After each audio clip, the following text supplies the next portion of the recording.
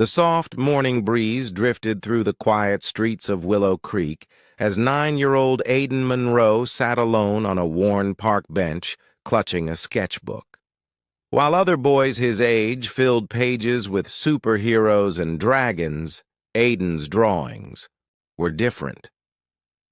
He kept sketching the same face over and over, a man with a strong jawline, thoughtful eyes, and beneath each drawing, a single word: Dad. Aiden had never met his father. All he had were the stories his late mother told him and a faded photograph now taped inside the back of his sketchbook. His mother, Rachel, had passed away a year ago in a tragic car accident. Since then, Aiden had been bounced from shelter to shelter, foster home to foster home. Always the quiet kid with the sketchbook no one could quite figure out. But Aiden had one hope that kept him going, one unshakable dream. He wanted to find the man in the photo, his father, Isaac Monroe. What little he knew came from old conversations. Isaac had served in the military and vanished during a mission overseas before Aiden was even born. Some said he died. Others weren't so sure. One day, as Aiden sat watching the news at a shelter, he overheard that the president was making a surprise visit to a nearby town. His heart raced. Without overthinking it, Aiden ripped a page from his sketchbook, wrote a single line under the drawing, and packed his things. That note read, "Mr. President, can you help me find my dad?" He wasn't chasing fame. He didn't want money. He just wanted a chance, however small, to find the man whose face he had memorized.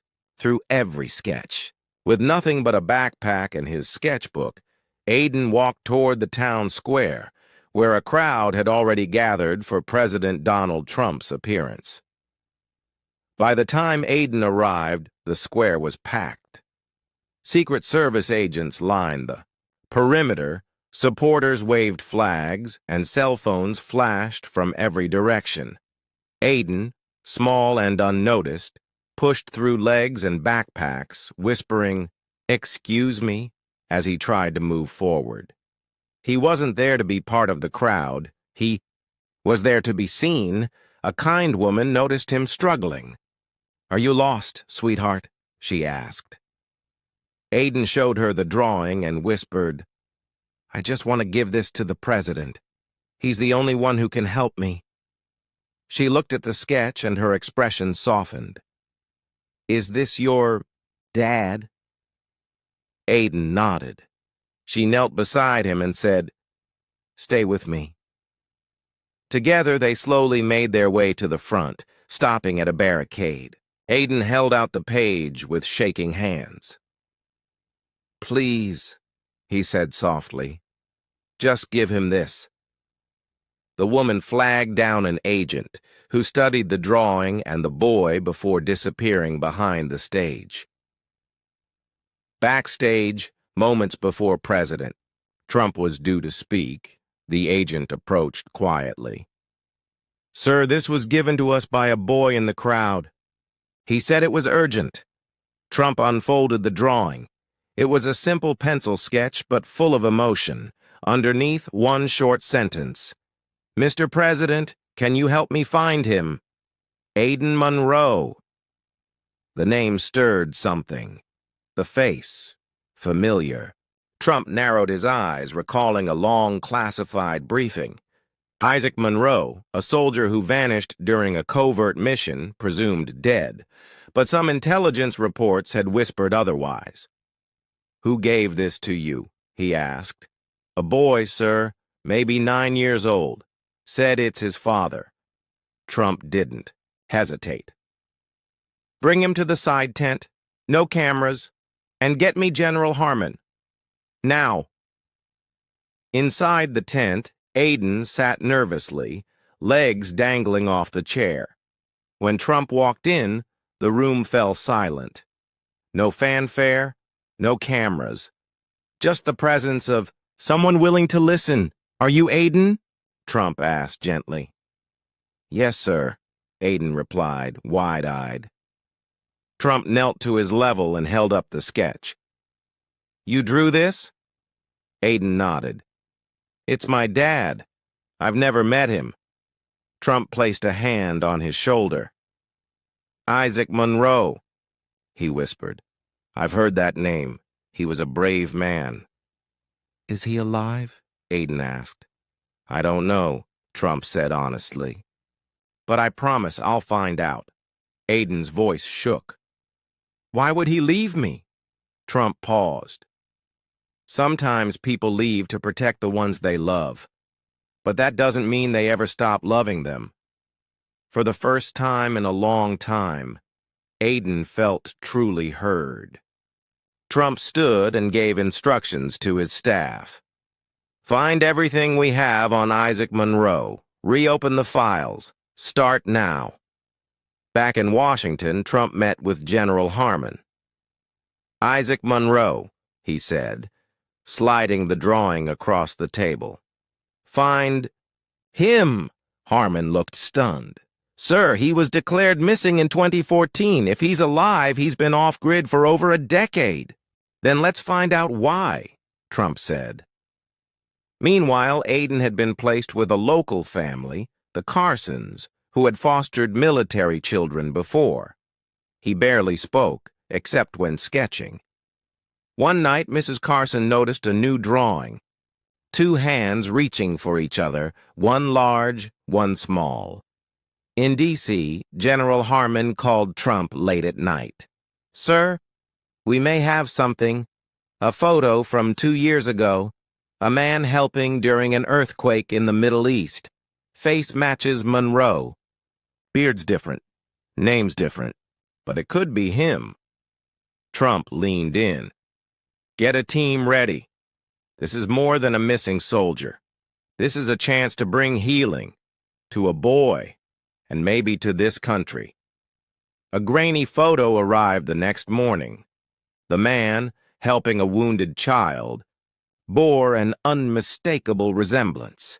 Trump noticed the eyes, just like Aiden's. Send word, Trump said. Quietly. Let him know someone's looking, someone small. Thousands of miles away, a man named David Elias opened a letter with trembling hands. Inside was a pencil sketch. His sketch. Beneath it, Are you my dad? Isaac Monroe stared at the paper, stunned. He had stayed away for so long to protect Rachel, and the child he never got to meet. But now, he had been found. And the letter was signed Donald J. Trump.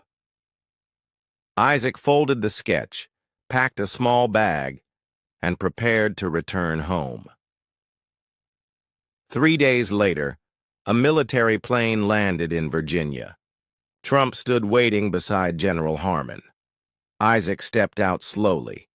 When Trump welcomed him, Isaac lowered his eyes. I don't know if I deserve this. You're not here for you, Trump replied. You're here for him. In the back seat of a black SUV, Isaac flipped through photos of Aiden, drawing, laughing, sleeping. He looks like Rachel, Isaac whispered. He has your eyes, Trump said. Isaac wiped a tear. I don't know how to be a father. You just show up, Trump said. That's more than enough. Back in Willow Creek, Aiden sat sketching on the Carsons' porch. He looked up at the sound of footsteps, slow, familiar. There, just a few feet away, stood Isaac. They locked eyes. No words. Aiden walked toward him. Isaac knelt, tears already falling. I'm sorry, he whispered. Aiden didn't need explanations. He threw his arms around his father and whispered, You came back. The next morning, the Carsons made pancakes for everyone, including Isaac. Laughter filled the kitchen, he'd say. Never stopped believing in you, Aiden said. Neither did I, Isaac whispered. Later that week, President Trump shared the story with the nation. Not about politics, but about people. He told the story of a boy with a pencil and a dream, and a soldier who never stopped being a father. Aiden, with help from his teacher, wrote a letter. Dear kids who miss someone, don't stop drawing. Don't stop believing. Sometimes the world is listening.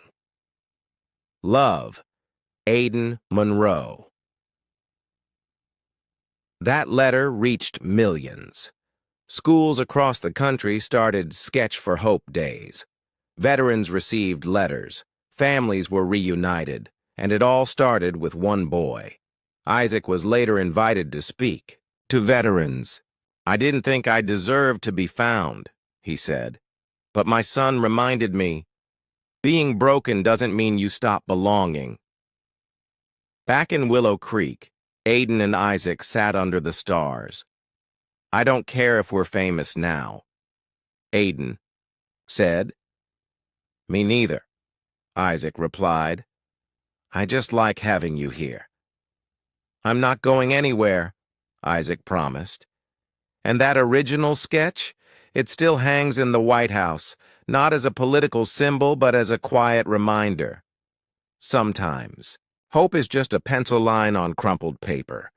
And when we truly listen, one small voice can bring a nation together.